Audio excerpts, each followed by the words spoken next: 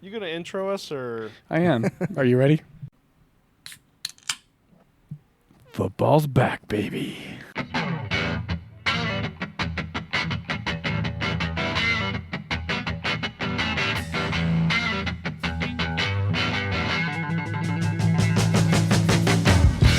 Ladies and gentlemen, boys and girls, we are back for episode 9 of the podcast, and we're talking everything football tonight.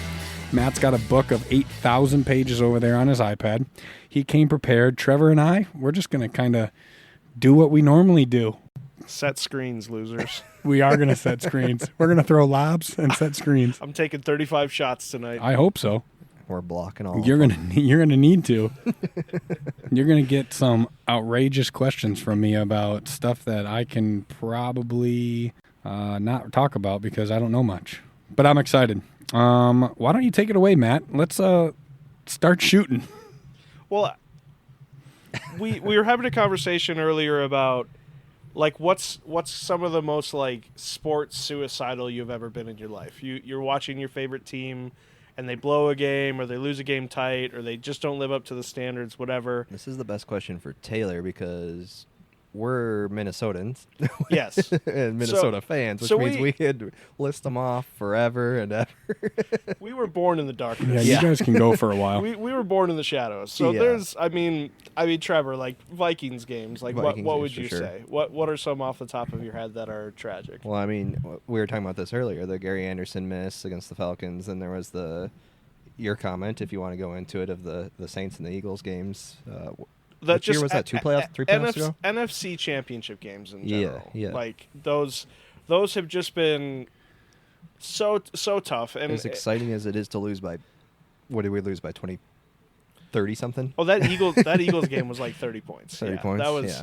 That was a night where it was like, I can't believe I spend one single second of my life on And this. I mean, sure, it's a bit of a it. miracle that we were even there, but like... I know, but we were riding high, man. We were riding high. God, it felt good. It felt like a million years ago, but felt good. Sounds like Minnesota sports, and then How all of many a sudden years it was comes to that? a quick end. Probably like 6 years ago. It was 7 that years long ago already? Yeah. It's still engraved in my head that it's like last year. Yeah. And like obviously like when we played the Saints in the NFC Championship game, I mean, the Bounty Gate stuff and Favre crumbling and just seeing all that Adrian Peterson fumbling. But those are the years snap. you just watch and you're just like, yep, this is normal.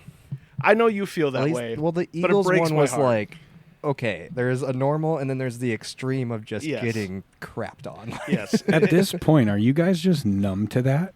Like, almost. As a true Minnesota Did you watch fan, us and I with know the Timberwolves game? yes, we talked about the Timberwolves and we were doing all that. Trevor a little bit more than Matt, but when you go into these big games, do you just sit in there and like, okay, we're up, we better watch out. Like, we don't know if this is gonna get pulled off or anything. It's almost like you should record it and not watch it live, and then just don't ever watch it if you hear bad news from it. My! See, he's a pessimistic Patty. I know that, but watching anything Minnesota sports with you is like, we could be up by 10 touchdowns. You'd be like, I can't believe they're going to blow this game. And guess what? They do blow it. If usually when I say that. I have changed my mindset now, guys. I remember the very first podcast. My mind has changed. I've accepted. Was it last these year? sports- When he Wolves back. Wolves back. Was it last year where we were over at the in-laws, so Trevor's mom and dad, and they were playing the Bills? Weren't they down by a ton playing the Bills? That was 2 years ago. It was, and they came Yes. back. I was that whole game. You and your dad, Trevor, were just like, "Oh, they're typical." Blah blah blah. But we didn't stop watching. No, you didn't. No, you didn't. And then they came back and won. And then they still lost to Daniel Jones in the playoffs. And then Because they won that game, but then they lost later, right? Well, so they beat the Bills they in did the it regular twice that season. The regular season, yes. They did it to the Colts, too. Yes. And that game, I was at a restaurant with Michaela, and I said, we're leaving at halftime. And she hadn't finished her beer, and is the only reason we watched the whole game. Well, it was Christmas, and I was at my in-laws, and they turned the game off. And it was just DJ. DJ was following along on his phone, and so was I. And I was like, DJ, are you seeing this? And he's like, it's a 2-score game all of a sudden. And we're like, please put the game back on the TV. And everyone was like, no, we're playing games, whatever. And I was like, okay, DJ, huddle around my phone, buddy. We're going to watch this. And then once it got close, they finally put it on the TV. But yeah, so like Vikings-wise, like honestly, you could, like Minnesota sports-wise, you can come up with quite a few. Yeah. Growing up in Chicago, we had a ton of Cubs fans, friends who were Cubs fans. And for years and years and years and years, the Cubs just were not good. And then what year did they win the World Series? Who cares? I know. Well, you're a St. Louis fan. That Bartman game we watched live, and I really didn't care about the Cubs. We were just there to hang out with everyone. Man, I thought the house was going to get burnt down when there was that fan interference, that Bartman whatever. Yeah. That was unreal. So, like, when it comes to games, I really wouldn't want to redo that because I can kind of care less. But, man, seeing those people and how beat up they were about a dude in headphones and a turtleneck reaching over and trying to catch a ball and Moises Alou out there in left field freaking out. Oh, man. I hope the Cubs lose for another century. I know. I hate their guts. They think they're the Yankees, but they're the Mets. They stink. I hate their guts so much. I hate the Cubs. Them I hope or the they Yankees lose forever. more? I hate the Cubs more than any team in professional sports. Did you I just hate see their fans. what did they I hate do to everything you? about them. He's a St. Louis fan? Because sure, everybody but- was acting Cardinals like fan. Sammy Sosa was better than Mark McGwire, and he wasn't. Oh my goodness, that's what it comes down to. Well, Mark McGwire was definitely taking more roids, I think. Now, no, they all were. on the Cardinals, really, I've been pretty blessed in my life with the Cardinals. You have. Because they've won quite a few championships in my Yeah. life. But one that really bothers me, I've actually talked to Cody about this, because he's a Giants fan. So they won the World Series in 2011, and then they were in the NLCS again in 2012. This was a year after Pujols left, so he wasn't on the team. So Albert. it really felt like a redemption year for us of like, oh, we can win it without our top guy. And we were up 3-1 in the NLCS on the Giants, and we freaking blew it. And then the Giants went on to the World Series and beat the Tigers 4-0, which I could place $1,000 that the Cardinals would run the same thing to the Tigers in the World Series. And it was like devastating to watch those games. It hurt so bad to watch my favorite team blow it to the Giants, who were it's just another team where it was like Cardinals Giants in the NLCS for like 4 years in a row. They were good. And it was just back to back to back to back. Again, they're different than the Cubs because the Giants and the Cardinals actually win. So the Cubs, they don't win. True. So I just hate the Cubs in general, but like the Giants really bothered me a lot. It was grown up in Chicago. My parents were Twins fans. They're from Minnesota. You guys should have been White Sox fans. No, we couldn't be a White Sox fan because of the Twins. So we had to. We were cheering for the Cubs, and everyone that kind of we hung out with were Cubs fans.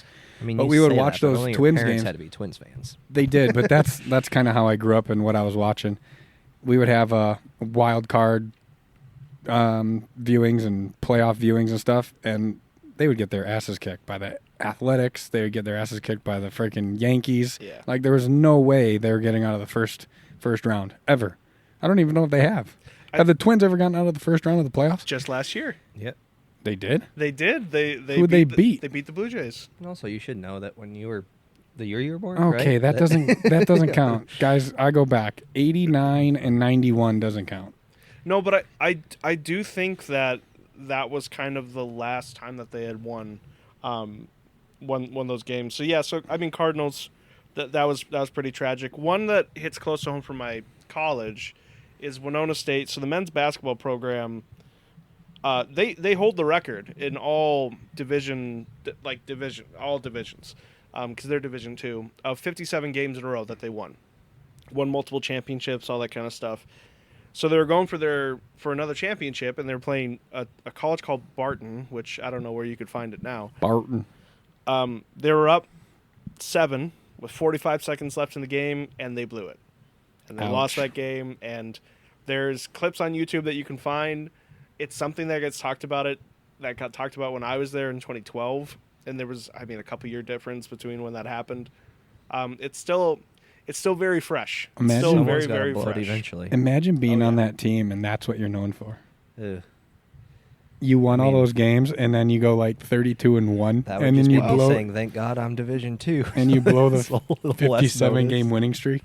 Listen, there was some other stuff that might have happened that definitely overshadowed that entire program that we can talk about off mic, that I was somewhat involved with when I was reporting down there. I was just going to say, you were writing for them, weren't you? Well, I was writing for the... With that team specifically, or just the school? It's complicated. I shouldn't talk about it, okay. actually. Now that I bring it up, sorry, everybody. But I probably shouldn't talk about it because people Matt's don't just want getting me to. the audience excited to hear something. And we're going to get so many text messages. Listen. What was he talking about? What was he talking about? Listen, everybody else can do their research on Coach Leaf. You'll be able to find some stuff. It was all documented. It was all in the newspapers, all that kind of stuff. He's since passed away, so I don't want to say too much, but let's just say things ended very, very badly. So go Google him if you want to know. Go Google him if you want to know. Coach Leaf, Winona State. We thought about it. That's our take on tragic sporting events that we could possibly redo. Fantasy football. It's upon us, Matt. And I think you're the only one playing this year because me and my buddies aren't playing again. Trevor, are you in a league? Nope, not this year. So we're going to live vicariously through you, and every win that you get is our win too. Can I give some of our listeners a little bit of ease to let them know that I'm just not some rando that's gotten off the couch to talk about fantasy football? This is a deep thing for me. This is something that I commit a lot of time and effort to. I will second what you just said. You've talked about it at levels that I'm just sitting here and I feel like a second grader. I'm just like, what are you talking about? So I started playing fantasy in 2006. Okay. Why I know the year is because of LaDainian Tomlinson.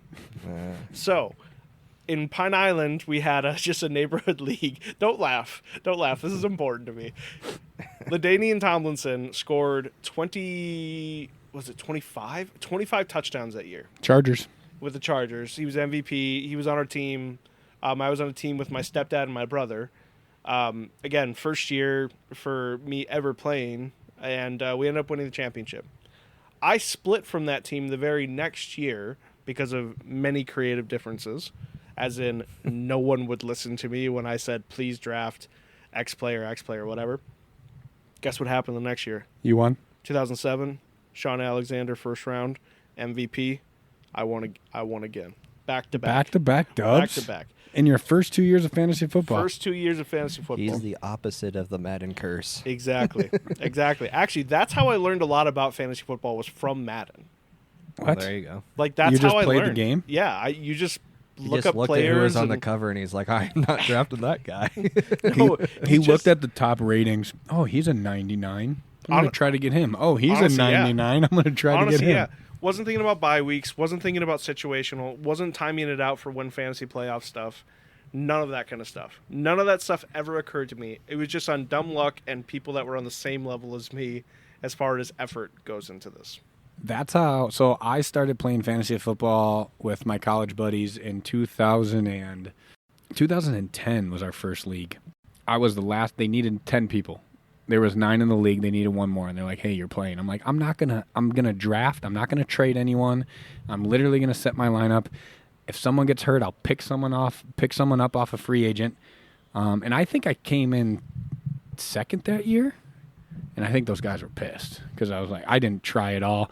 My friends are wheeling and dealing and trading and doing this and doing that. I'm like, yeah, I'm just gonna go with the flow. So that's my fantasy input. If I'm playing, I draft my team and I go from there. Well, okay, so that actually, I have some tips. I didn't put it in the doc, but I have some tips for people that are either like getting started or like actually want to make a run at this because like we play for money. We were playing for money too, and it went up every single year, which is fun. It gives you more incentive because then you do have to kind of pay attention to it. Because when you put in $50, you're like, $50 is $50, but you're like, if I win this, I'm gonna get a couple hundred.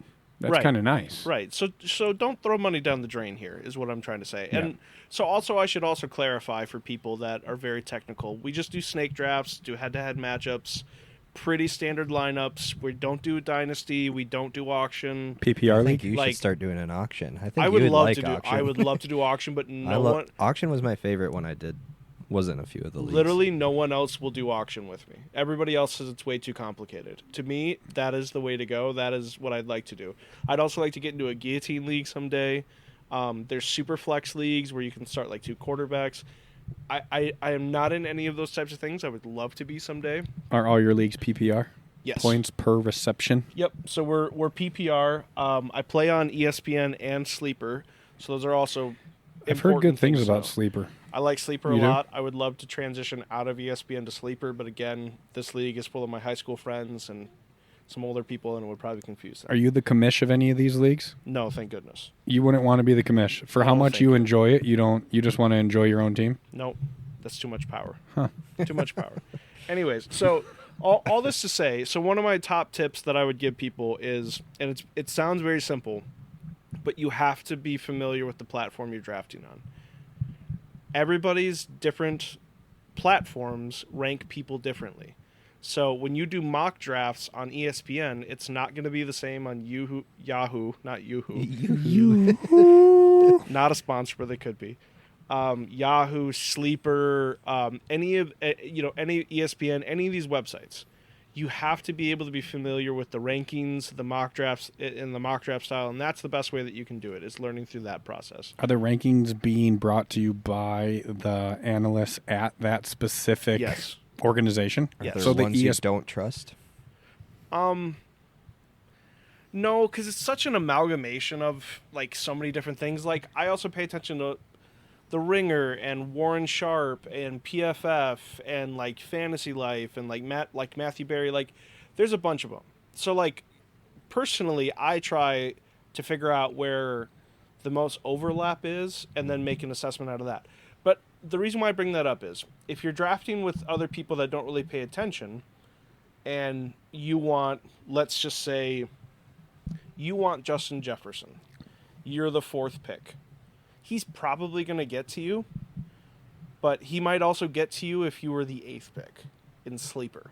So, like, there's different ranking styles, and there are some people that are going to come in blind and just be like, I know who that dude is. I'm drafting him right now. Like, all these mock drafts, I'll put it this way. So, on Sunday, I had my first draft, and this whole mock draft style, it has just been a slew of running backs, a slew of wide receivers, quarterbacks and tight ends are getting drafted late in my mock drafts, right? Mm-hmm. That is not what happened in the actual draft. So I had to bail on my plan and basically start going like, okay, I want that guy, that guy, that guy, that guy. So I'm just going to have to reach on these dudes and try to figure out as much as I possibly can.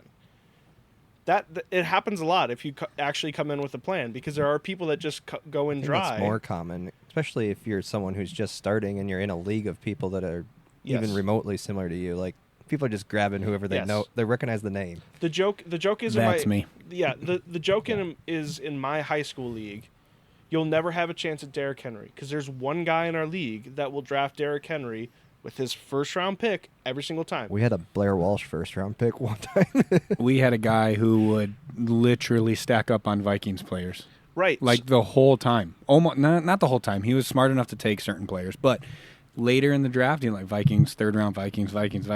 I'm like, dude. He's like, no, it's going to be good. That's actually another one of my tips. The people that you're drafting with, you need to know what their favorite team is. Because if you're drafting with a bunch of Packers fans, they're going to load up on Packers players. So if you think you're going in there getting Christian Watson late, you're not going to. He's going to go a lot earlier than you think. You'll only get Jordan Love really late. Right. Well, Kidding. no. Actually, Jordan Love is going to I go know. pretty freaking high this year. Yeah. Actually, I would recommend. But you need to know who you're drafting with. Who do these people like it for teams and like all that kind of stuff too. It's really important. Do the draft pattern. So you've been playing with these guys for how long, Matt? Ooh, I mean, how long have we been doing this? I mean, I think since we were in high school, like 2012. Do you know the individual's draft patterns pretty well? Yes. Going into it? Yes. So you create a game plan around that? Yes. Gotcha. How many game plans do you go in with? Well, You just said you had to bail on one. Yes. So you went in with your one, and then you're like, oh, crap. Then you move and to then scramble. Then I just go with guys that I want. Omaha. Yeah, exactly. I start screaming Omaha. No, so the other thing is like my sleeper league that I did, we knew the draft order long in advance. Okay. So I knew what I was doing weeks in advance. This one, I'm not going to know the draft order until an hour beforehand. Is that the one on ESPN? Yeah. ESPN does that. Yeah. Yep. Yeah. Or you can set it. The commish can set it, right? I think you so. could know the draft order like the second the draft starts, right? Yes, Yeah. but that is a tactical thing for all of us to be on more of an even playing field. Yeah. Because if I had 2 weeks and I knew what my draft pick was, where I was in the order, I would be able to queue everybody up into a line and be ready to go. Just absolute grinding over that Yes. book. Well, Up at 2 a.m. with the new kid. Congratulations. Matt's a dad. thank you. Yes. Just grinding over fantasy football picks. Harrison and I have been talking about the massive changes to the Carolina Panthers offensive line and how that might affect Bryce Young and how we don't like Deontay Johnson. But Be anyway, careful. He might become a Carolina fan if you talk to him too much about it. He's That's gonna all pick. right. That's He the only can't word talk to picks you right up. now, but he's just going to be like, That's okay. Dad, Dad said Carolina all the time. Carolina, we ever going to go see a game? We're not going to Carolina, but we could probably get really good tickets because they're going to suck again this year. I love it. But like, just in general, if you're coming into this thing, and this is what I've like lectured my stepdad on a lot, which I was very proud of him last year. He did a lot of research. Don't go into this thing with zero knowledge on anything. Like, don't just go in and be like, well, I'll just make sure all my bye weeks are different so that I can have a rotation. If you're not looking into the future of when are these guys, who are these teams playing in the fantasy playoffs, you're doing yourself a disservice. Don't reach on a kicker. Don't reach on a defense. Don't reach on a quarterback, and don't reach on a tight end. For Christ's sake, don't do that. Here's another thing. Trevor, would you survive in this league? I'd be fine for the first like 5. This is my problem always with fantasy though, is I'm fine for the first like 5-6 weeks. Then I'm like, oh man, this is too much. Yeah. This I didn't mean is- to cut you off, Matt. Go ahead. This is my ideology I'm talking about here. And this always gets messed up because people don't react this way. I play with other people that do think this way and react this way, that kind of stuff. But like, I feel like how long I've played and how passionate I am about it, I should be pretty good. Do you guys have a punishment? That's the only thing that'd keep me like every week. Good in it. punishment? No, because I've it's so seen some good ones. It's so Yeah. hard to follow through on it. Ugh, Like, people boring. aren't going to do it.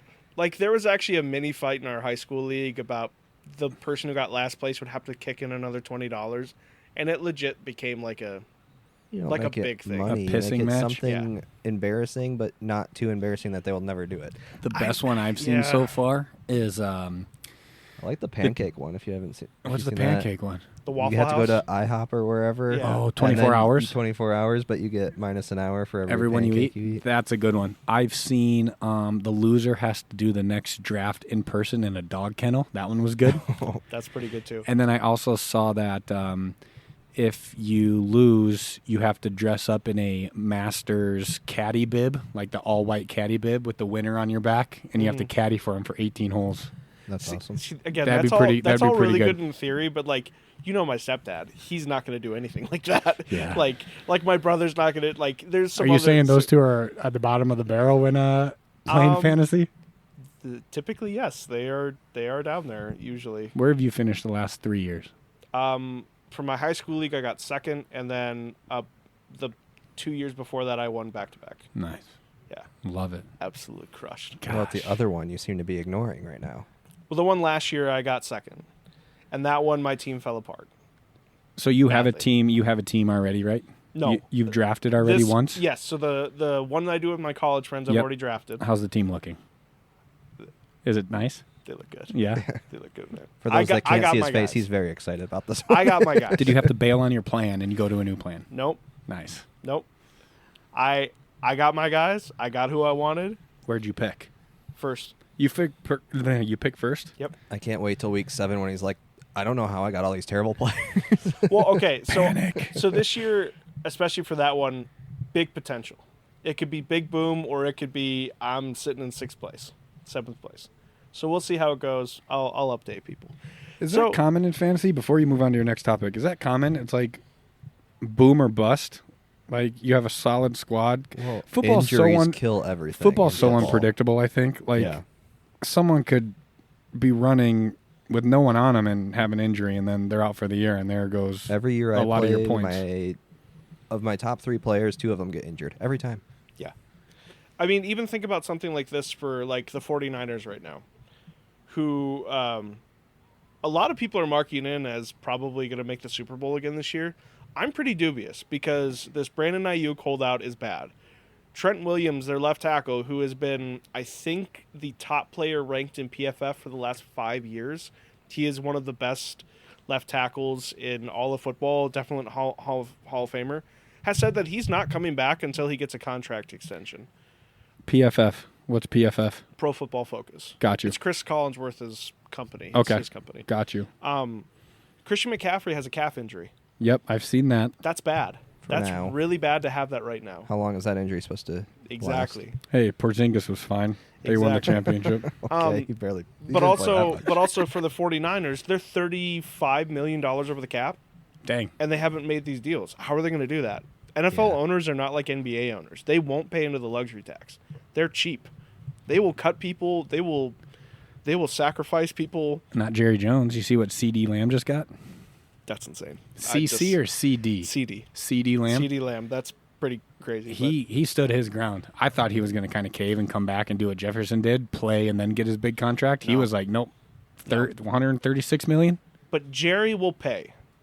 Yeah. Well, yeah, Not Jerry's world. everybody else will pay in the NFL. Trust me on that. That's wild. So I've just got some fantasy, some teams, some players, just some stuff I would say in general. If you're gearing up this weekend, it's Labor Day. A lot of people are drafting then.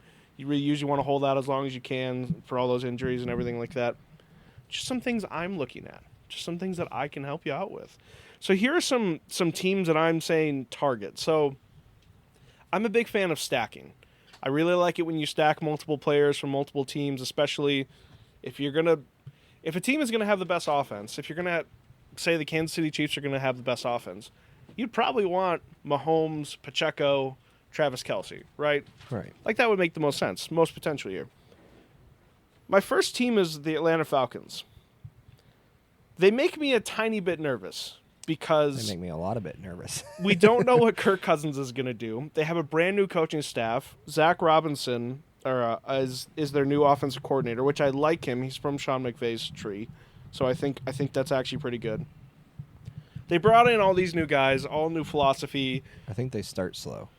Bijan is going to be good. But they're going to be. I think they will be a good offense, but they will start at a slower pace. But here's why I think it'll be really good. So they have the easiest schedule this year, according to Warren Sharp. Yeah, it's up there. So they're going to be able to play a lot of bad teams. Their division is bad. Here's who they close their season with: the Chargers, the Vikings, the Raiders, the Giants, Commanders, and Panthers. All teams that are probably going to be below 500. That's fantasy championships. We're going to just win all our games. I don't know what you're talking about. I know, but this is important. So on top of that, they're going to have some offensive consistency now. Arthur Smith didn't know what he was doing last year in Atlanta. This is a real team with real potential. Kirk Cousins needs to come in and play well, and that's a big if. Coming off of that bad injury. That was last year, right? Line's really good, Yeah. right? I can't remember their offensive line. Their offensive line is pretty good. Okay. Because I was going to say, that's the one thing. Like, Kirk Cousins is amazing if you give him an offensive line, but as soon as one guy goes down and you got some terrible backup, like, goodbye. So just in general, I mean, if you guys want to play with Kyle Pitts, go ahead. I'd rather die than ever draft him again. Drives me insane. Drake London is getting drafted at an insane rate right now. I don't know if I'd go that way. Drake London, yes. Where does he play? The Falcons. Gotcha. Yeah. Another team that I would say you should watch for is the Colts. 7th easiest schedule. They went 9-7 last year, and Anthony Richardson didn't play that much. Who's your guy to grab? Anthony Richardson for sure. Who's second guy to grab? That dude might have 12 touchdowns this year. Is he the running back? No, he's the quarterback. Anthony Richardson? But he's a runner. So Jonathan Taylor that's is why a I thought guy he was the running that you back. should do the combination with. Got you. Richardson and Taylor. I like Michael Pittman. The beginning of their season is kind of tough, but they end their year with the Pats, Broncos, Titans, Giants, and Jaguars. Again, all teams that could probably be under 500 near the end of the year. This is fantasy playoff time. You want to have this all work. So, okay, before we get any further, talk to me. You've brought it up 4 times. Fantasy playoff time. So your fantasy league goes up until what? What week? and then you say fantasy football playoff time, and they're playing these bad teams. So what do you mean by that? So it varies. Yep. So another thing that you should look into is when the actual fantasy playoffs start and what kind of format it is too. You don't want them resting your player while So they're... typically, it would be like weeks 14 through 17 is fantasy playoffs. Okay. You never do the last week because dudes rest, whatever. 15 to 17, 14 to 17. So, like, when I talk about, like, fantasy playoffs, these are the teams that they're going to be playing. That's when it's going to be most important. Got you. And these below 500 teams you're saying, or possibly below 500 teams, you want them playing these teams so they have bigger games? Okay. Exactly. Yep. All right. Because I'm on the same page now. Because it doesn't matter if you start off the season 8-0. Like, it doesn't matter. Because when you're... fantasy. Yeah, in fantasy. Yeah. Because if your team hits a slog, and then you've got tough matchups in round one, you'll just lose. It's happened to me before, where I've been the top team, and I had terrible matchups in the first round. I lost to the last seed. It's terrible. It's embarrassing.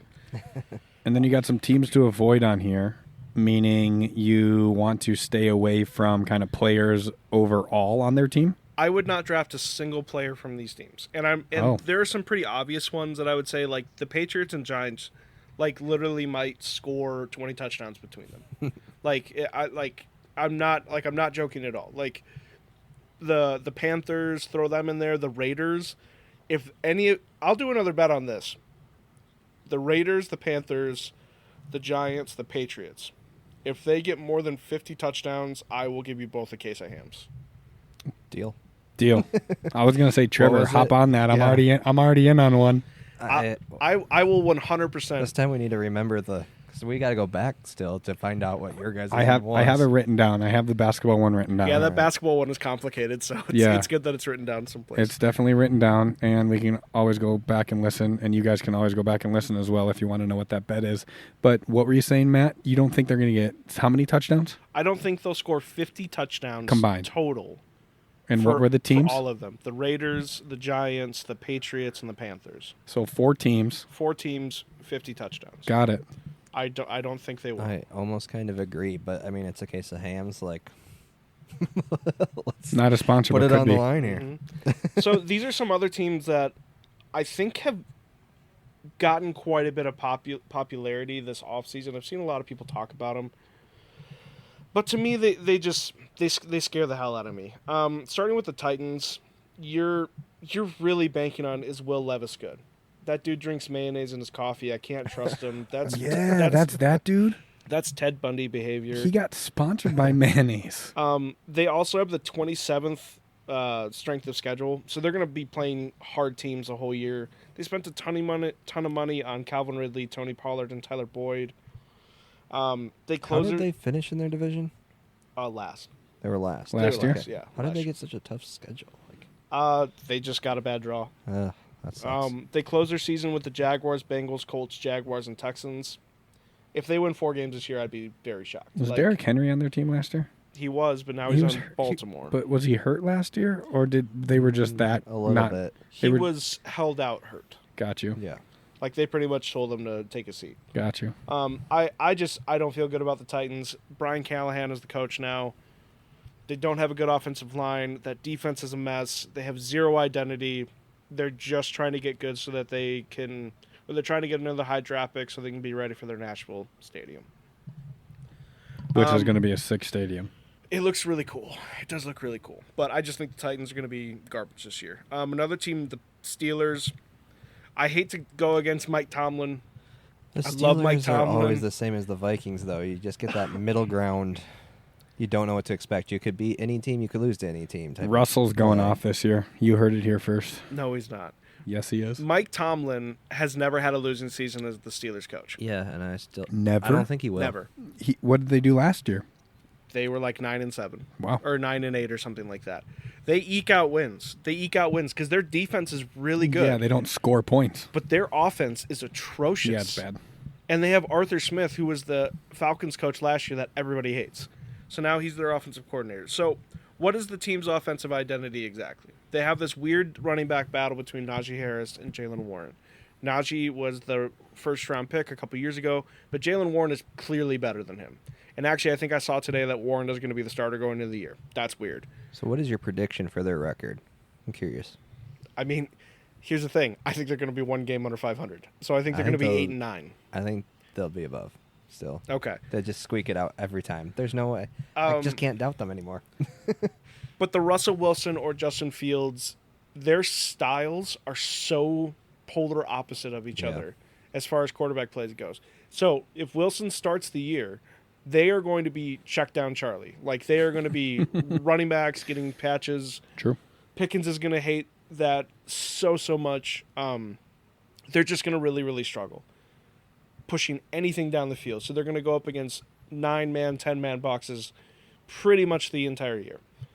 If they go with Justin Fields, they can stretch the field, but he cannot complete passes past 20 yards. Like, he never did that in Chicago. That was his problem. So he has a lot of mobility, but that means nobody's touching the ball except for him.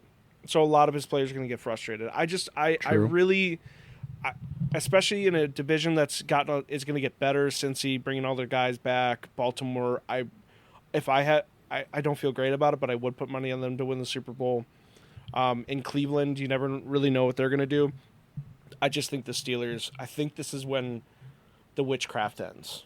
I think this is when it kind of hits the last stage. I think there's already been too many years that it should have ended and it hasn't. They're going 8-7. Yeah.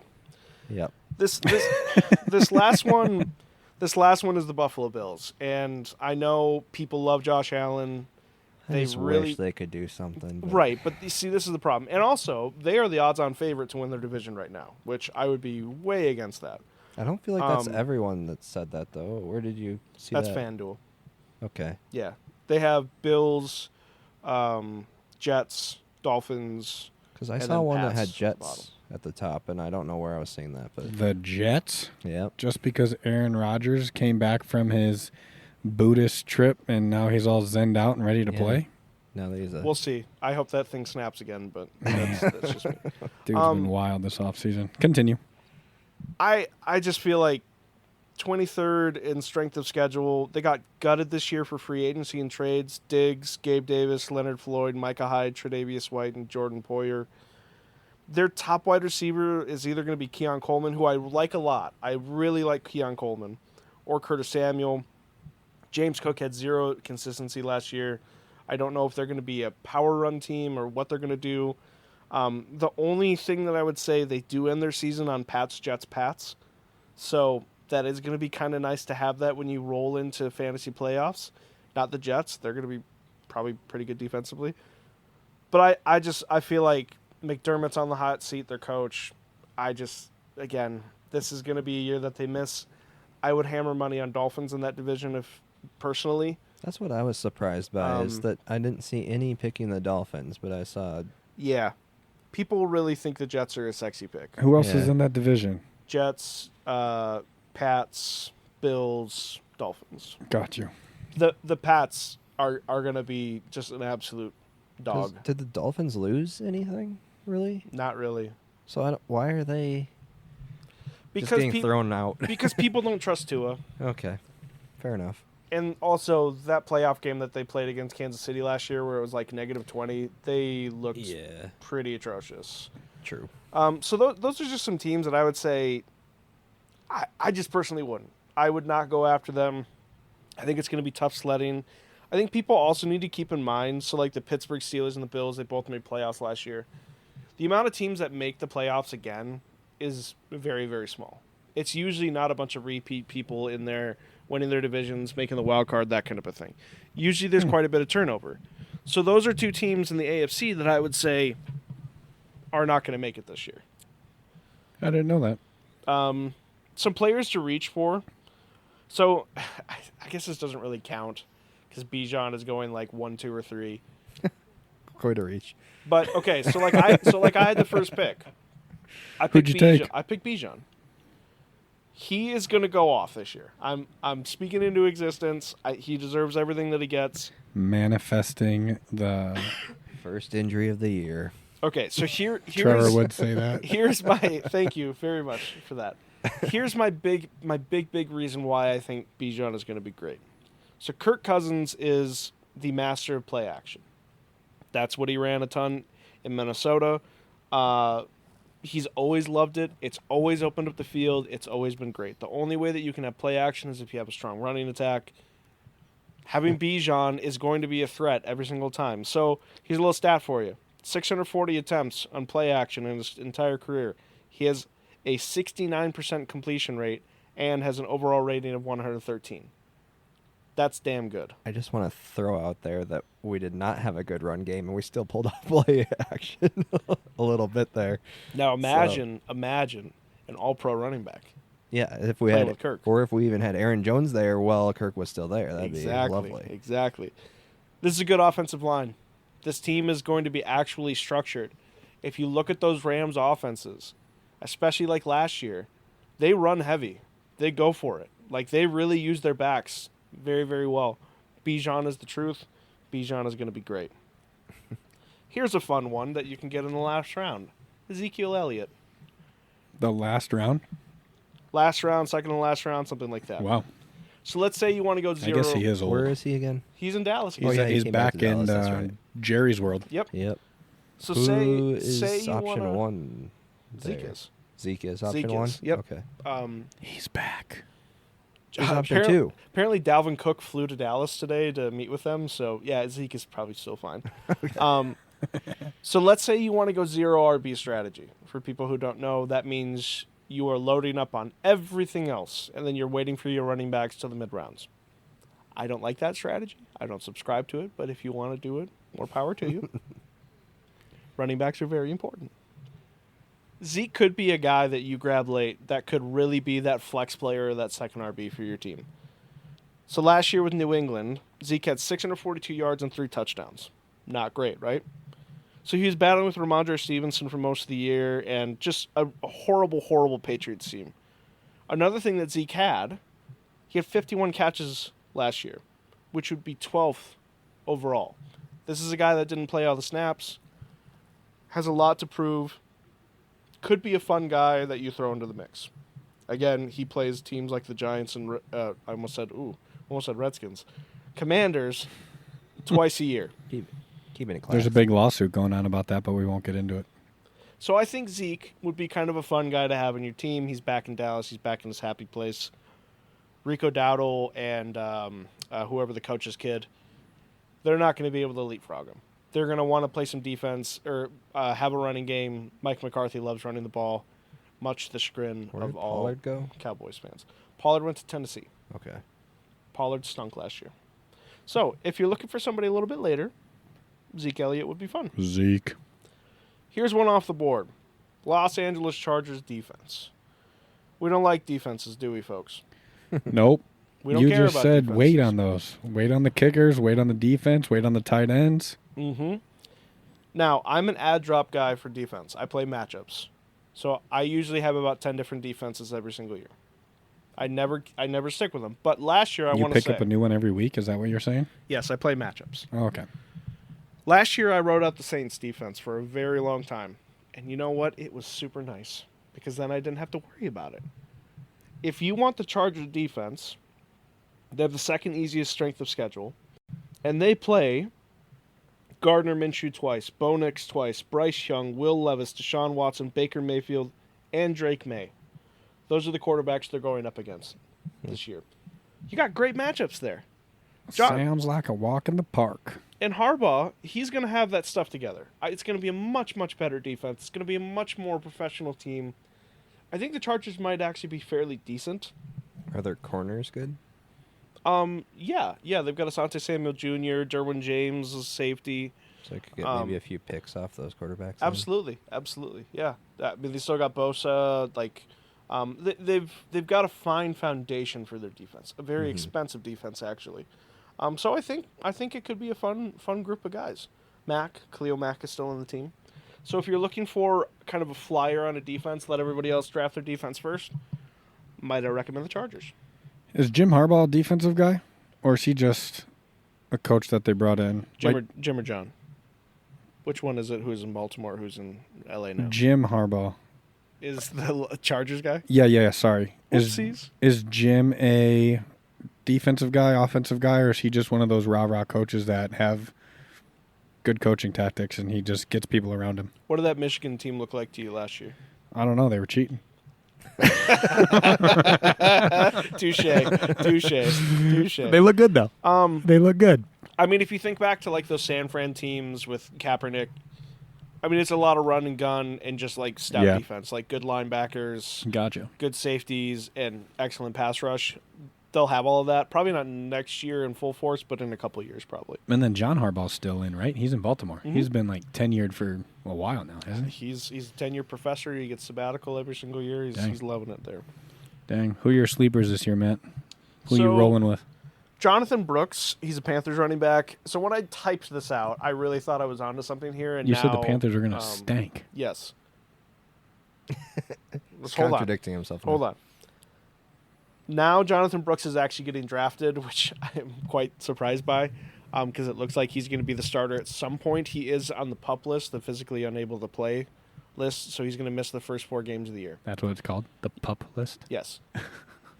So for the people out there that are doing like dynasty leagues, so dynasty leagues, basically what you get to do is you get to draft a bunch of rookies every single year. You dump some players off your team, you keep the rookies, whatever.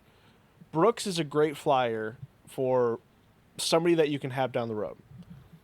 They traded up to get him. The competition that they have right now is Chuba Hubbard and Miles Sanders. They're dying to get rid of him. The team spent $73 million this offseason on their offensive line to help out Bryce Young. That's the most in the NFL. Dang. Because they want to protect Bryce Young. A great way to protect Bryce Young is to actually have a running attack. Jonathan Brooks, after the first 4 weeks, comes in. Watch for him. He might actually be pretty solid. Again, this helps a lot if you're in Dynasty, because then you can hold on to him for however long that you want. Doesn't help you in guillotine leagues.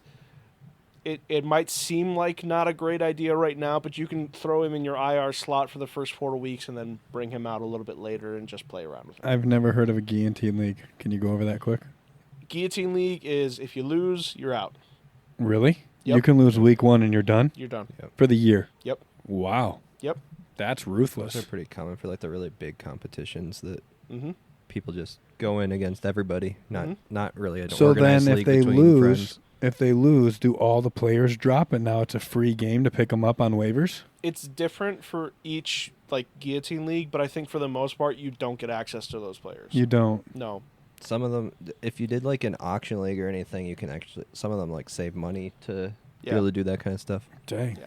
But like if you're in a 20-team guillotine league, some of those guys are going to have to go back in. Yeah. Like maybe it's only like top 3 or top 4 or something like that, but Wild. So Jonathan Brooks, if you're looking for a late round running back, honestly, if you can't get Zeke, I would draft him. Somebody you just kind of stash away. Maybe you'll have a little bit of fun with a little bit later. You feel good. They traded up for him. He came from Texas. He had a ACL tear. He's a young guy. He'll be fine. Jaden Reed, who is not a sleeper, who has become all the more sexy as things go around here. He's an absolute dog, and he's actually the first wide receiver from the Packers coming off the board for the most part. He's actually the slot guy, so Romeo Doubs and Christian Watson are the 2 outside guys. But Reed was amazing last year. He definitely kickstarted this Packers team. A lot of people are thinking they're going to have one of the best offenses in the league. Let's all hope not. I hope not. Jordan Love is nice, though. Jordan Love is nice. So Reed last year had 800 yards receiving. He led the team, 64 catches, led the team, and 8 touchdowns. Tied for the lead last year. Listen, as much as I don't like the Packers, I'm trying to invest in the Packers offense as much as I possibly can. Do you have any of these? Go ahead. I was going to say, then you get that benefit of, like, at least when you watch them win and have to suffer through that, you get something out of it. So. Exactly. Do you have any of these sleepers on your team, Matt? Unfortunately not. On your first team? Because you're going to do another draft in a day. No, this weekend. This next draft is all sleepers. That's all sleepers. No, because, again, Jonathan Brooks has kind of climbed the ranks. Jaden Reed has definitely climbed the ranks. You can't get him in your 9th round draft. Like, you're not going to get him there. But, like, another one that you could probably watch out for, especially because Watson and Dobbs are so injury prone, and I don't trust their tight ends very much, Musgrave and Tucker Kraft. Dontavian Wicks, he had 39 catches last year, 581 yards, and 4 touchdowns, and only started in 6 games. It's pretty good. He's fun. He's really, really crafty. He would definitely take over that slot role, which it really looks like Jordan Love loves that section of the field, and can really stretch things. So, Jaden Reed, honestly, I don't feel like you can go wrong with any of the Packers receivers. If you want Christian Watson, Romeo Dobbs, Jaden Reed, or Dontavian Wicks, I'd be like, nice pick. You heard it here first from a Vikings fan. I mean, you got to give respect where respect is given. If you draft Josh Jacobs, though, you're a chode. I'm telling you that right now. I don't know if you can bleep that one out, but yeah, you're a chode. Okay, last one for sleepers. All right, this is a deep sleep. This is coma. This is coma sleeper. This has got to be because the first line underneath his name, I don't know if we can say that line, but... So this is I gotta see this. So my last guy is Sam Howell, and I put in the doc pretty specifically, don't draft this guy with an expletive somewhere in with there. A word in between there. I'll let you guys do the guess here. So I like Seattle this year. I think that they'll be good. Mike McDonald's their new head coach. Pete Carroll's out. I have faith in their team. Actually, they could not stop the run to save their life. They made some investments. I think they're going to be good. I'm all about the 12th man. Well. Let's relax. Let's relax on that. Anyways, Sam Howell was in Washington last year. Got the absolute crap kicked out of him. Like, an insane amount. He got sacked 65 times last year playing with Washington. Sure, he had a lot of fun. No, that's not fun, Trevor. That's not fun. A lot of times. But guess what he also did? He threw for a league-leading 3,946 yards on 612 attempts. Sam Howell. That dude was slinging it. In Washington last year. He He was the lead leaguer in passing yards. Washington. Wow. Second to last record last year. Did he also have 21 touchdowns and 21 interceptions? He absolutely did. And I say, welcome, new Jameis Winston. We could just throw in Nick Mullins and do the same thing. Nick Mullins probably could have done that. Look, Sam Howell did not have the protection that Seattle can give. The wide receivers, the running backs, and the defense to actually back him up. If things start to go south for Geno Smith, which everybody's pretty much out on Geno Smith this year. I don't know if you guys have heard. He's starting though, right? Geno's going to start. Yeah. If they start to look shaky, and I put in here like 3-6 at their bye week or something like that, Sam Howell comes in, I'm not joking, guys, he might throw for 500 yards this first game. This dude will throw the ball 50 times a game, and he'll love doing it. Those are the kind of games I like watching. He got moved out of Washington because they drafted Jaden Daniels. They got him for like nothing. If you pick him up when they're playing like Denver or New England in like week 5, you're gonna have a blast. He's as long crazy. as he is playing. Exactly. He does not run very much, but he does throw quite a bit. That's a coma sleeper. Matt's gonna have him on this team. I wish. We're gonna check back at week 5. So any questions on fantasy? You guys feel like you're ready now? I Totally can ready to not join any leagues. I was just gonna say I can go sit down and probably draft a pretty solid team right now. You know an ungodly amount of stuff about fantasy football. Well, he's got 550 pages or whatever to That's right. figure That it out. is absolutely I've pretty wild. much read it twice. So how There you go. much time do you put into before a draft? Matt, what's your pre-draft routine? What are you doing? Are you analyzing? Respectfully, I don't want to answer that question. Well, I think the people want to know. I mean, honestly, it's just a lot of reading. It's a lot of podcasts too. I would say podcasts have really changed the way I consume this stuff because they're talking about this stuff in June. Like I'm starting to hear about this stuff in June, in May, like basically when the draft is over. I'm starting to learn a lot about this stuff. The Warren Sharp thing that I read, I mean, that doesn't come out until like mid-July. And that's the book that you have? That's the big book. Or that's the PDF that you're looking at? But like I've subscribed to PFF before, like all those types of things. There's lots of different options. Nice. I would say if people are like, oh, I don't like to read, which grow up, be an adult. listen to podcasts. Listen to The Ringer. Listen to Matt Berry. Listen to Ian Hartitz. Like, listen to any of those people. You'll get an insane amount of information out of them. Podcasts are good, especially when you're driving a lot. Yeah. Listen to our podcast. Maybe I'll give you some fantasy football tips on a weekly basis. We have a long football season ahead of us. Maybe I'll give out some ad drop tips, some trade guys to look for, some matchups. I love it. We'll see. It's going to be an exciting football season. I'll just say that. I cannot wait to go last in both leagues and then have to explain that to everybody. Yep. I have confidence with everything that you just rattled off that you're not going to be last in both leagues. No, I want to see 2 I might have dubs. cursed you with the injury thing. I'll take advantage of some of those nerds I play with. I want to see 2 dubs in both leagues. Matt, you're a betting man, I see. What do you got? What are you riding with this year? Well, I got some fun ones. So first off, do you do just straight up bets? Do you do parlays? Do you do big parlays? Like, explain kind of what goes on through your head when you're making bets. What do you look at? What do you analyze? First of all, we live in a state where this is not allowed. You're right. Yeah. So I want to clarify that. Now, if I go 1 minute over the border into Iowa, apparently it's allowed. Yeah, can't you just sit in your car and play some bets? Sure can. That is so wild that your phone is literally just, we're in Iowa. So all the big wigs in Minnesota that still won't pass it because they can't figure out the tax stuff. Figure your stuff out so I can lose a bunch of money. They're getting their taxes, all right? I love it. So I love playing some bets, putting some stuff on the line. I do not bet a lot of money. I will never say how much money I would actually bet on this stuff, but it's just fun. Some things that I'm really looking at, and this all correlates with fantasy with the way I look at it too. So try to keep that in mind. So like most rushing yards in the season, Bijan's at plus 850, Breece Hall's at plus 900. That's just great value for 2 guys that are literally the top, like 2 of the 3 top running back picks in fantasy this year. And you got Bijan on one team right now? Yes. Got you. Yeah. You put down a little bit of money, you're going to get... You put $1... Okay, so for people that don't really know betting... Yeah, explain maybe that. I should explain this. Explain betting, because honestly, yes. The plus 800s, the minus whatevers, I know we don't... Oh, we see a couple minuses on here. I don't bet. My buddies do. I know a lot of people who do. And I watch some other podcasts that are just throwing out lines like crazy. I'm like, I have no clue what they're talking about.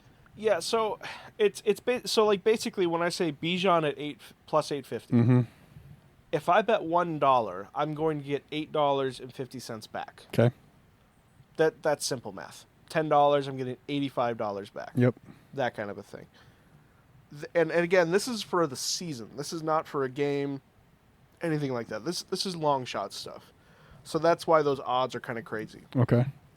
If you tried to make this bet at the end of the year, it probably wouldn't be as crazy. Got you. So what if that was minus?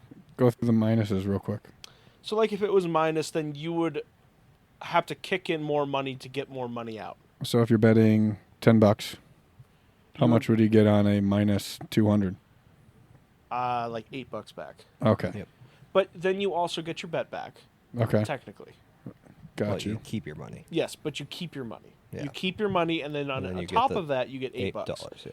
So obviously, it's not always the most fun to bet the favorites, but you probably should. Okay, I got you. That's why lose all your money. That's why they're the favorites. So you're not coming out $2 behind if it's a okay. Nope.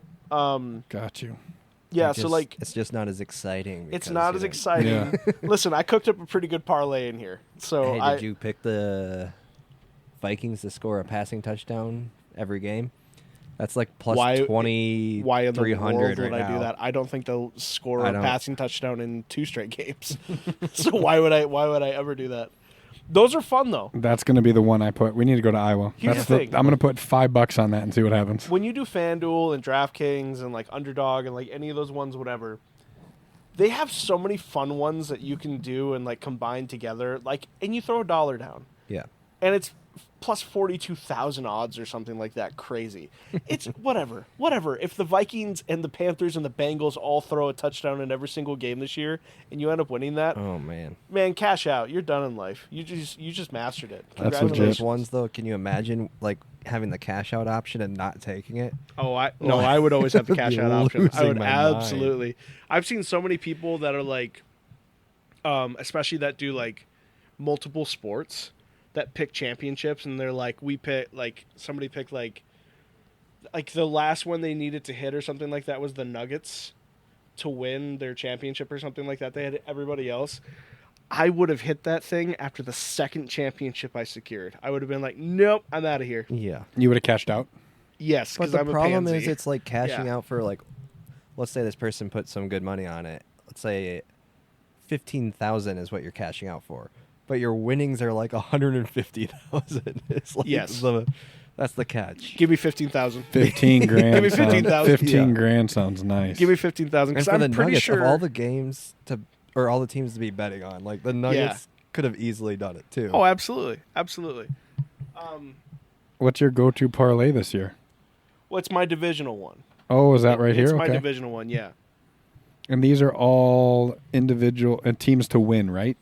Yes. So this is all of my odds I'm getting from FanDuel. Yep. That's my primary one. So my big divisional one is Miami, Houston, Baltimore, Kansas City, Dallas, Tampa, Detroit, and San Fran. That's a lot. There. So that's all the divisions. All of them have to win. They all need to hit. You put $10 down on that, you get $8,000 back. Yeah. Wow. Now you had some bold ones in there. Now, I feel like. if you are feeling that San with Francisco, Seattle, I saw that number. If San Francisco, and honestly, I would consider this. If San Francisco is scary to you because of all the stuff that's floating around for them, and Super Bowl hangover, I put Seattle in there plus 700 because I think the Rams are going to be kind of a dumpster. That $10 equals $42,000. Wait, was Seattle in your original division one? Or No. Okay. San Fran was. Okay. San Fran's a favorite. They're minus odds. Yeah. Seattle at plus 700 bumps that up to 42 grand with a $10 bet. Yes, sir. Wow.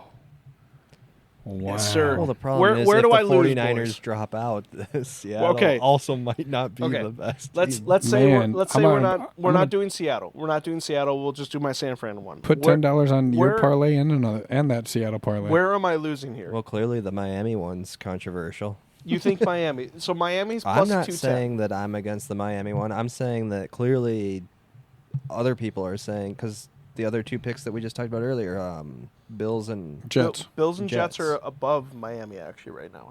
Yeah. So you think Miami is where I might hit my snag? I'm just saying that some people are finding that controversial. What about Detroit versus Green Bay? What did you say there? I said Detroit's going to win. I sure hope it's Detroit. If we're not going to take the division, please be Detroit. What about Tampa and Atlanta? I just said Atlanta's got the easiest schedule. That was the other one I was thinking. When you said Tampa, I have no idea what to expect from Tampa, to be honest. Won a playoff game last year. Baker's going off. Baker's still throwing for them, right? They won a playoff game, but they also didn't look like anything super fantastic. What about I got Dallas over Philly? Yeah. I can see it. Jason Kelsey's gone. Philly's going to be garbage. It'll still be a tough one. Right. But you think KC is minus 270, like they're clearly going to win their division. Oh, they might lose it and then just win the Super Bowl anyways. Okay. That's true. Facts. That's true. So that's just a little fun one. I've got a comeback player of the year one. This one, if I do get down to Iowa or any state that allows it, I'm going to put money down on it. Kyler Murray to win comeback player of the year, plus 2,500. What happened to him last year? So he tore his ACL the year prior. Didn't play very much last year. Okay. So there's a good chance that they would give him comeback player of the year. The top three are Rodgers, Burrow, and Cousins. Nick Chubb. What's Rodgers at? Rodgers is the favorite. Is it minus or is it? It's still minus. It is. Yeah, okay. it's definitely minus odds. I just think Kyler, like, they've got Marvin Harrison Jr. This is a more established team. They got a better offensive line. Like, Kyler Murray puts up a 3,500 yards, 3 touchdowns, gets the Cardinals into the playoffs. That's comeback player of the year right there. Have you looked at rookie of the year? Yes. I don't have him here though. Do you know where was Marvin Harrison Jr.? He's up there, but it's mostly like Caleb Williams. That's what I assumed. Yeah. But I'm guessing that means Marvin Harrison Jr. has to be a fairly decent, like, plus. Yeah. If you wanted to do this for fun, if you wanted to parlay it, absolutely Kyler for comeback, Marvin Harrison Jr. for offensive rookie of the year. Yeah. Where is he playing again? Where did he get drafted? Arizona. Arizona. Yep.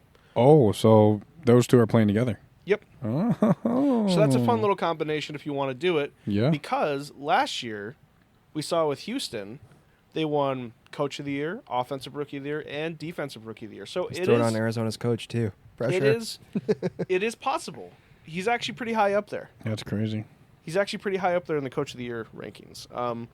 So I think Kyler, if he has a big bounce back year, I have him a little bit later as well. I mean, the coach has a good chance of winning. If Kyler, if Kyler just plays out of his mind and they actually have they're winning games. Absolutely. Most receiving yards, Keon Coleman. I talked about him for the Bills. He's going to be the guy in Buffalo. Josh Allen is an all-pro quarterback. That just makes the most sense to me. Yeah. Plus 1,600, you got great odds on that. Put $10 down, you got 160 back. It's just for fun. Plus Keon Coleman, social media star. Check him out if you haven't. He's absolutely hilarious. Is that the dude who was asked, what do you do in your free time? Yes. And he was like, well, I play video games and I golf. I ain't Tiger, but I'm Tiger. Wish he could.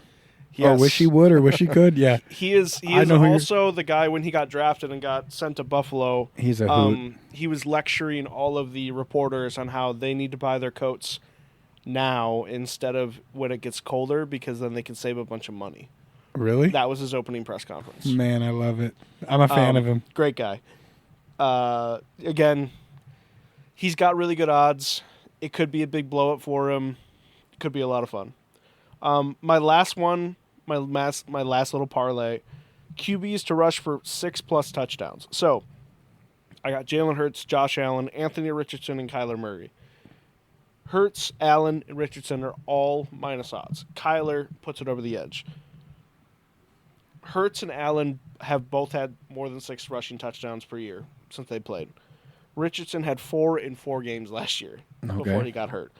Murray has only done 6+ touchdowns in 1 year, but he adds a massive value to this. These are rushing touchdowns, obviously not throwing touchdowns. Yeah. They've all thrown for more than 6 touchdowns. And you have this parlay? Yes, I would have this. It's a plus 300. Okay. I like it. So who would you guys bet, if you're going to bet money, the Super Bowl matchup this year? Can you really count the Chiefs out? I mean, nope. I would like to see the Ravens. I mean, if my options were the Chiefs or the Ravens, I'd just like to see it shaken up a bit. But that was it. That was the matchup last year, right? Baltimore and Kansas City? No, Chiefs and 49ers. Yep. Oh, yeah. Well, okay, Chiefs and Ravens played in the AFC Championship. There you go. Yeah. Like, those teams are still strong. For the AFC Championship game. Oh, for the AFC, you're saying? Or no, I meant for the Super Bowl. You could even see 49ers and Chiefs there again. Oh, like, yeah. I wouldn't be that shocked. Yeah. I don't know who Baltimore could easily beat out the Chiefs if they show up for the playoffs. And then on the other side, yeah, NFC, this is where it gets murky for me. Let's see Detroit. Where's Houston? Let's go Detroit. Detroit? That'd be cool. Houston's AFC. Oh, okay. So here's... Detroit would be cool. Detroit needs something. But they need a championship. They like to wait till the last second to disappoint you. So. The Red Wings are garbage. The frickin' Detroit Tigers are garbage. The Pistons are... They've been garbage. bad for I don't know how long. They need a championship. And right now the Tigers are... The Lions are about the only hope. If I'm putting my money down, it's Chiefs over Lions. Because just think about this for our lifetime. That demon Tom Brady and now this demon in training Patrick Mahomes have represented half of the Super Bowls of our lifetime. Yeah, and you know who's going to win this next Super Bowl? Probably Patrick Mahomes. That demon. Unreal. Demon number 2. The NFL doesn't have parity. No. It just doesn't. It's the 49ers. It's all of these teams that have just laid waste because they have the best quarterback. Patrick Mahomes is the best quarterback. Yeah. And to fight this urge to be like, oh, no, they're not going to beat him. I just, especially after watching last year, where I was like, that Kermit the Frog impersonator is going to do this crap again. And he does. He just cuts those teams apart. But I really feel like Detroit. I really, really feel strongly that Detroit has got a good team. They're fun to watch. They're bringing everybody back. They got a real shot at this. They're fun to watch. Because I just don't have faith in Philly. I don't have faith in San Francisco. I don't think Green Bay's got it. I think they're a year away from being a year away. And Dallas is just such a mess. They might fire McCarthy in the middle of the year. There's just way too many things juggling in the air for the NFC, and Detroit feels like just the stable one. Their coach is solid. He's doing it the right way. Their players are buying into that program. Yeah, I would agree with you. So if I was going to put money on it, I can't go against the Chiefs. I just can't. I look at them, and I'm like, I can't believe they exist. I can't believe Patrick Mahomes rips these teams apart. I just can't believe that this is what we have to watch after enduring Tom Brady. Yeah. For 20 years. Yep. And you're going to get Mahomes for another 20 years. Yeah. He's going to play for 20 years. How long has he been in the league now? Not long enough. Probably 7 years. 8 years? 7 years? Yeah. And he has 4 Super Bowl championships? He's got 3, but has been to 4. He's been to 4, yes. Yeah. Who did he get beat by? Tom Brady. Oh, yeah. Tampa Bay, right? Yep. Oh, my gosh. Yep. So just from that standpoint, it's like, I'm just going to bet on him because why wouldn't I? That's unreal. That man could potentially have... How many does Brady have? 6? 7. 6 with the Pats, 1 with the Bucs. Tampa Bay. Yep. Do you think he gets to Brady's record? He could get close. Man. But again, they're really going to have to step it up, and they're going to have to figure out some stuff with, Travis Kelce's getting older. They're not going to be able to do this thing where they don't have wide receivers on their team. Yeah. They're going to have to figure it out. Andy Reid, how much longer does he want to do this? Once Andy Reid leaves, it is going to crumble. It won't work anymore because they rely so heavily on how long people talked about that with Bill Belichick? I know, and now that old bastard's out of there and he's on TV. It's great. It's great. I can't believe Belichick never got hired this offseason. That's crazy. Who is he with? Is he with ESPN? Yes. He is reporting for ESPN? Well, okay, he's not reporting. Not reporting, but he's doing football stuff for ESPN. It seems like he's going to jump on the McAfee show every once in a while and do kind of the softball stuff. Gotcha. Yeah. Wild. Vikings. That was the weakest can opening I've ever heard on the podcast. Wow. We're going to have to leave that one in, but... I mean... Matt bought these cans. Not my fault. It's I've my heard fault. better. It's only my fault. The 2024 Minnesota Vikings. What's their record? 4 wins. 4 wins. Ooh, he has some really high hate there for the team. I don't have high hate. They have got team from hell or season from hell written all over them. I don't see it. I don't see it from them. I think it's going to be a struggle. I think that defense is going to be solid, but I think that offense is really going to struggle. How's JJ's knee? JJ McCarthy, that is. Baby, he had surgery. He's out for the year. Torn meniscus, full tear. Their meniscus is out for the whole year? Yeah. It was like if it was partial tear, it was like 4 weeks or something, and then, or maybe it was more than that. I don't remember exactly. Then the full tear is the whole season. Huh. Who's their starter then? Darnold. Sam Darnold I forgot or about Nick that. Mullins again. And then Addison. Did we ever figure out what happened to him? He was carted off in a practice. He's still, I think he's still questionable, but he also might get suspended. For what? Doping? DWI. He fell asleep in his car outside of some place in LA. They still haven't figured out what they're doing at the airport. That yet? No. At the airport. Yeah. Man. And that was like 2 weeks after. No, it was 1 week after his teammate died. Yeah, that's so ridiculous. Yep. Jeepers. So whatever punishment he's got coming to him, I hope it gets 2 times. Yeah. Honestly, after your freaking teammate dies in a DWI, then you do that. Yeah. 4 wins, huh? Okay, if you're putting the over under at 6. Yeah. What are the people saying? For FanDuel is 7.5. Ooh, and honestly, that under. I think. My God, how much money can I put on that? I actually think that we'll get 7, is what I think. Which means it is under, but that's where I'm. Who do they have week 1 Sunday? Because that's this upcoming Sunday, isn't it? Not this Sunday, but the Sunday second after that. week, right? So it's not San Fran. Is there a football game Thursday? Not this week, but next Thursday. Yes. Okay, so it's all starting next Thursday, week. Friday, Sunday. Yeah. When are they playing in Brazil? Because that kicks off the season, right? Not this. No, that's the second game. The second game. Oh, okay. Next Thursday is Chiefs Ravens, and then it's on Friday. It's Packers, Eagles in Brazil. Yeah. Okay, and then the normal stuff kicks off. You got it. Trevor, are you in the Survivor pool? No, because I don't know where the link is. Is it already closed? No, it's not closed. I'll get you the link. It's runyourpool.com, and then you just look it up. How did everyone else find this? Did you put it in one of our chats? No, I didn't. But Matt played last year, so played last year. So he just got. All you guys must have already known, because everyone was saying, "Yeah, I'm in it," and I'm like, "There's no link to anywhere. I don't know what to do." Cody's in, Ben's in. No one else responded. We're trying to get up to $1,000 total this year for the payout. $10 to get in. $10. Yep. Yeah, I'll join. Just send me the link. You pick one team and go for it. One team. Yeah, you get one team per week, and you can't use them again. Okay, I was like one team the whole way through. Yeah. Good stuff, good stuff. Well, Matt, appreciate you lecturing us about fantasy football, and looking forward to the football season. I'm just hoping for good games, honestly. So thank you, guys. We appreciate it. Thanks for listening. Episode 9? That sounds right. Is that right? I think so. Episode 9. We're coming up on 10 episodes. Like, comment, subscribe, share, tell a friend. Rate the podcast. We're on Audible, Apple Podcasts, Spotify, YouTube, iHeart now, Pandora now. Really appreciate you guys. We'll continue to bring these to you. We got a lot of stuff coming up, so have a good one. Peace.